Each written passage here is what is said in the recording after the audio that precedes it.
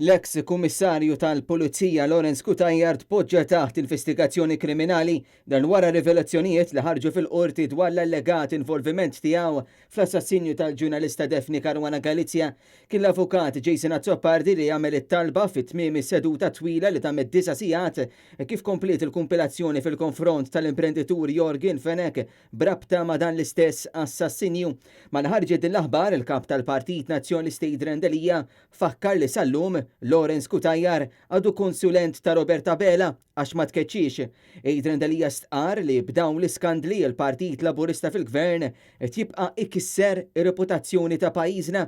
Il-Partit Laburista fil-Gvern qed tikkalpesta isem Malta, qed jagħmel il-ħsara lil pajjiżna, qed jibqa' jiddefendi il-dak li huwa ħażin, il-dak li hemm dellijiet li ma bħalhom issa għandna ex kummissarju tal-Pulizija illi sal-lum għadu l-konsulent tal-Prim Ministru.